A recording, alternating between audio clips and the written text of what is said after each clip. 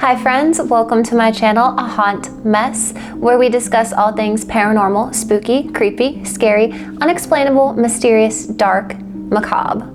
If that sounds like your cup of tea, you found yourself in the right place. My name is Lauren Alina, and I'm so incredibly thankful and happy you're here. Today, guys, it's episode 3, and we're going to be discussing UFOs. Or I guess now they kind of refer to them as UAPs. UFOs are definitely a hot topic that usually involves speculation, scientific investigation, and of course, cultural phenomena. Sightings of UFOs have been reported throughout our history. So, what is a UFO? Are aliens real? When was the first UFO sighting? Let's talk about it.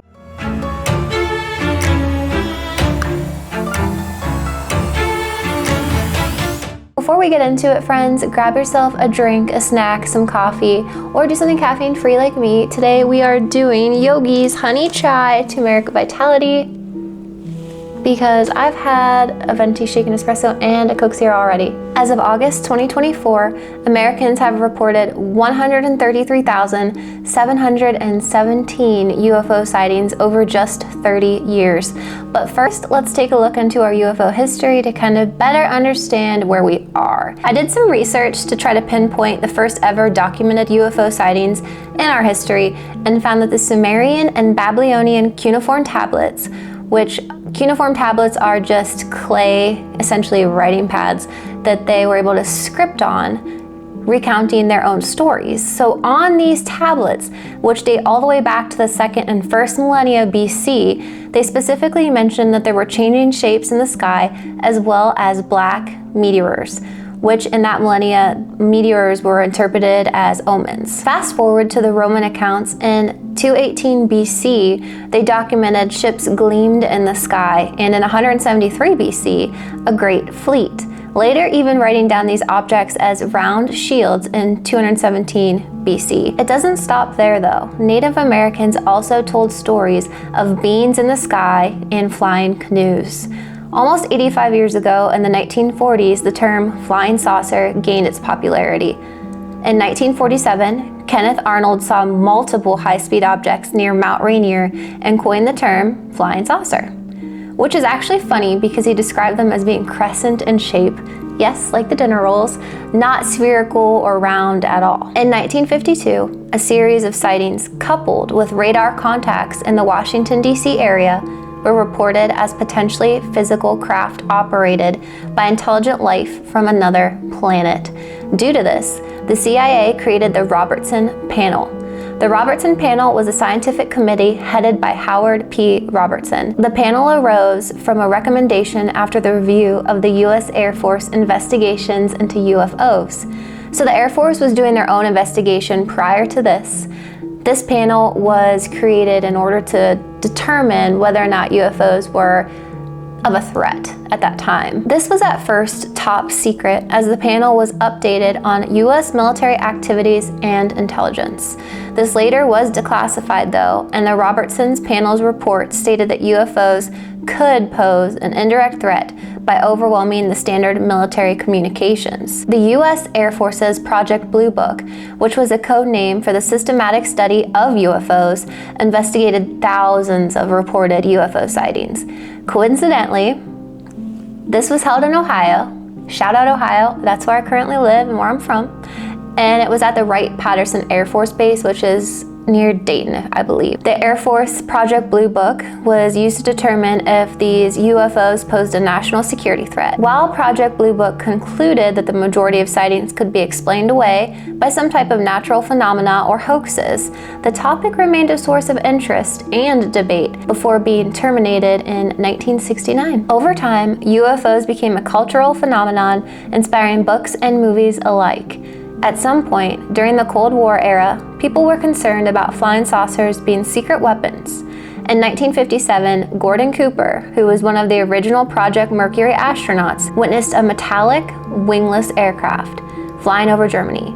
And at first, Cooper believed these to be the Soviet aircraft. But after an incident at Edwards Air Force Base in California, he changed his mind. A crew set up data recording, photography equipment, and also witnessed a wingless aircraft with retractable legs silently land and then take off right next to them. Cooper reported this incident to the Pentagon. The Pentagon ended up requesting all the photography evidence that Cooper and his crew collected, which led Cooper to believe that the government covered up this encounter by collecting all the proof. So Cooper's situation left me extremely intrigued. I did some more research and found some more UFO stories told by first-hand witnesses. The first story says, "My mom used to work opening shift at a bakery, so she would have to clock in at 4 a.m. That meant she would wake us up at 3 a.m. and have us over to our grandma's house by 3:30 a.m. One morning, I remember very distinctly that it was still dark out and we were just driving on our way on a residential city street. But up in the sky, close to the horizon, there were 3 lights in a triangular shape. The odd thing is that they were moving all zigzag and crazy in the sky. My mom and all my sisters watched this happen. It wasn't a reflection of something else in the glass of the car. There was no one else around, and there were 3 distinct lights in the shape of a triangle, moving left and right, but also diagonally. Diagonally, Harry Potter fans get it. We watched them for a few minutes, and then they just darted out of the sky. I lived in CNY at the time, and this would have been in the early 90s. So, definitely unexplainable. I'm generally very much a skeptic about most things, but I cannot explain what we all saw. I should ask my older sister if she remembers this. It sounds simple, but gives me the goosebumps to think about because we actually all saw this and it made no logical sense. Another story says, I was peeing outside. I lived out in the sticks back then in a semi-converted outbuilding, which was a former cow shed. It still had electricity and a wood stove, but no plumbing, hence why I'm peeing outside. I'd lived there about 10 years now, and I'd been working extremely late. I felt this awful headache come on and thought, all right, enough is enough, I'm going to bed soon. It was a beautiful, clear night. The visibility was great, and the moon was so bright you could see your own shadow behind you. Anyway, as I stood there going pee, that's when I realized there was this thing hovering only 6 feet above a 20-foot power pole in the field next door. The object itself was smooth, seamless, metallic, almost almond-shaped. It couldn't be much bigger than a minivan. There were no visible windows, ports, lights, doors. I swear I could feel its presence, like a weight was on my shoulders, and connected the dots. This could potentially be the source of my headache. Eventually, the thing began to move before completely disappearing in that perfect night sky. The next story says, I have personally seen a UFO myself while staying out at a hunting cabin out in the rural farming land in western Kentucky. It was a warm summer night. My friends and I were sitting out by the fire having a few drinks, staring up at the sky. Then we noticed a flying object, not too unusual for the area, as it's commonly being flown over by commercial aircraft. But no, this thing was much lower than a commercial plane, and it was triangular in shape. It had a green glow around it, almost like it had its own aura. We watched it for a few minutes as it seemed to hover in place over us for several minutes.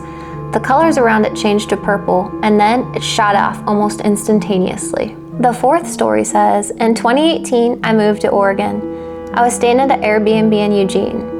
Me and my boyfriend were driving down a long stretch of farmland at around 6 p.m. 5 minutes prior, I had seen something spherical and shiny slowly floating down into a tree line. Slowly floating down into the tree line in the far distance. I don't know how I even spotted it, but I told my boyfriend that I saw something that kind of looked out of place. So, 5 minutes later, we were on the long stretch of road, and I randomly had the urge to look to my left. There it was, I saw it again. A metallic, teardrop, egg-shaped UFO hovering over a crop field only about 150 feet away. I screamed to my boyfriend, "That's what I saw!" And we both sat there staring at it as we drove down the empty road until a line of trees blocked our perspective of it for about 7 whole seconds. We were shocked and didn't know what to say. I quickly pulled over right after we lost sight of it and did a 3-point turn to go back. We drive just a short distance and realize it's no longer there. We were both mind blown. We both saw the exact same thing at the same time with the same subtle yet unique looking characteristics. We couldn't figure out what we had just seen, but we're both believers and can't believe how much of a personal experience that was. The next story takes place in Florida. My experience baffles me to this day. Something weird happened for sure.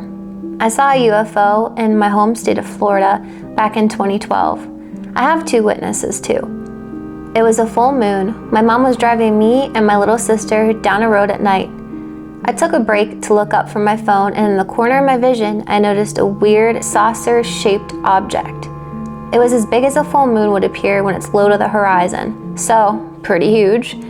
Not like a plane, not a blimp. It was your typical flying saucer shape, except it was glowing neon yellow and it had flashing LEDs all around the rim of it. I freaked out and started pointing it out. What is that? My mom and sister were in total shock and confusion. It was suspended in the air, perfectly still. I didn't hear a noise outside. Drones weren't popular at that time either, and there is no way it would have been a blimp. The three of us stared at it as we continued down the road, eventually losing sight as it just disappeared.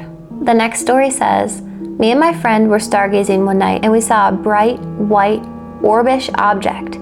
It appeared suddenly and made a sharp 90-degree turn, only to disappear right in front of our eyes. No trail like a shooting star. We both just turned, looking at each other in total awe, knowing whatever we saw was nothing in our arsenal. Also, after doing some research in other people's UFO sightings, that zigzagging and 90-degree angle appeared to be a commonality in these UFOs transportation. I did believe in UFOs before, but I've never seen anything like that in my life. It completely made me obsessed with the subject and changed my whole perspective of our little place in this universe. I like that.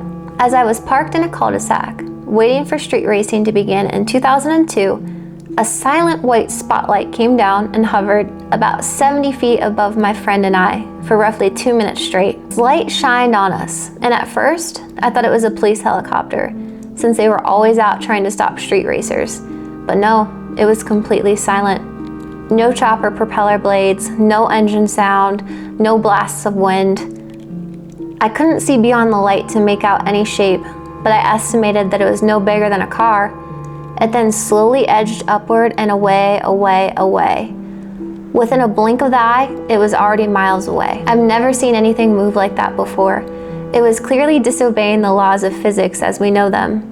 The best way I can describe it is it edged away at 1,000 miles per hour. It was such a weird sensation of it seemingly not moving fast, but also very fast at the same time. It wasn't a streak of light, but rather a steadily, smoothly moving dot. I likely wouldn't be into UFOs today had that not happened to me. I always wonder who or what that craft was and what it wanted. At the time, I almost assumed it was a secret military technology. And part of me still thinks that some of our leaders have been in these crafts and gone to the far reaches of space without us knowing. On the other hand, yeah, it could have been extraterrestrial. That one's interesting because they do kind of pose more questions like, is it military? U.S. Air Force Blue Book? Project Blue Book? Never knew about it till this video. While researching and looking further into UFOs, I found something called the Phoenix Lights, and that is what we're going to end this video with. The Phoenix Lights occurred March 13th, 1997. Thousands of Arizona residents witnessed large, unidentifiable flying objects moving across the night sky. High-profile witnesses to the Phoenix Lights include actor Kurt Russell, who was flying a plane and reported the object to the FAA, and the governor of Arizona at the time, Fife Symington. The object was described as a miles-wide boomerang that hovered silently over Arizona. One person recounted what they saw. This is their story. When I was 15, I saw the lights in Phoenix. We lived in North Phoenix, which was a 3-mile radius of the Deer Valley Airport. Based on the descriptions of that night, we saw the first incident of the V formation of lights. The V formation, in my recollection, was 5 fixed lights, almost like a large B-3 stealth bomber. The craft was flying south by southeast and was maybe less than a quarter mile east of my home. There was a light overcast of low clouds, but they were not thick, as you could still see the V lights through the clouds. To give you some context, my father and I witnessed it. My father is a U.S. Army vet who worked on helicopters in Germany during the mid-80s. He was pretty familiar with the common military aircraft. I was, as a child of the Top Gun generation, planning on joining the Navy to be a combat pilot when I graduated. I've read any and every aviation book I could get my hands on, so I was pretty familiar with a lot of aircraft, more than most teenagers. So with this in context, let me say the altitude of the craft could not be determined. The overcast and the fact that we could not make out anything in the body between the lights made it so that we could no way determine the scale or altitude of this. It could have been giant and beyond the scale of any aircraft we were familiar with, or could have been close. The overcast clouds were the only thing we could reference to imply the scale was larger and the altitude was higher. The second thing we noticed, and this was by far more profound to my dad and I, was the complete lack of sound. We are 3 miles from a fairly active general aviation airport. It is very common to hear Cessnas and other craft flying around. It is also a common flight school airport for GA craft. At this time in the evening, and based on the NOAA climate data for the Deer Valley Airport, craft would have been flying west to east over my house for touch-and-go landings, as we were a mile east of the downfield turn to approach to the 2 active runways. This is a lot of math, and I'm confused. Hopefully you guys are following along. This is consistent today, as I, up until recently, still live near the DVT airport and was planning on taking some GA lessons there. This is also a metropolitan area next to a main road and in a neighborhood with dogs and such. So when I say it was quiet, it was eerily so. No aircraft sounds, no dogs barking, no wind, no cars driving by the road. It was so quiet, my dad and I both commented on it. That is probably why this event is so ingrained into my memory. The lack of sound was so completely strange. The whole event took only about a minute. The craft went slowly and steadily over our house, heading south. The lights bore in a fixed V shape. They followed the same rough trajectory in Flight Simulator. It would take you out over the city of Phoenix to the east of the downtown high-rises, which were less numerous in that day, and over Sky Harbor International Airport, which has heavy traffic in and out. Based again on the wind direction by the NOAA at that time, passenger and courier planes would be departing westbound and landing from due east of the airport over Tempe, Arizona. If one wanted to fly an aircraft with limited interaction from the terrain, several mountains pop up from mostly the flat terrain, and directly over the Sky Harbor Airport, to which no traffic would be directly above the airport of the altitude over the overcast 1,500 to 2,000 feet, this would be the path you would take. Once you cleared the airport, a shift of about 20 degrees towards the east would take you away from a direct path to the South Mountain. Once you cleared the airport, a shift of about 20 degrees towards the east would take you away from a direct path to South Mountain, which is a very tall set of mountains to the south of Phoenix, which would be a hazard for low-flying craft. Later accounts say the V formation was spotted on a course from Tucson, Arizona, which would be along that path. All in all, I have no idea what I saw, how big it was, how high it was, other than the low, slight overcast. The second event was completely different than the first though, and felt very much like a distraction to distort the first event. It all occurred the opposite side of the city from the first event and near the Luke AFB. Anyway, one of the strangest things I have ever seen. One of the hardest stories I've ever read. Directions are not my thing. Maybe a little diagram would help. Not too sure. All right, my friends, that is it. I greatly appreciate you taking time out of your day to watch this video. If you liked it, like it, leave a comment down below. If you're willing to share any of your spooky personal stories, you could DM me on Instagram at aHauntMess. If you'd rather listen than watch, you could also join my Spotify aHauntMess and listen while you road trip around or clean. And until next time, guys, I'll see you later. Bye.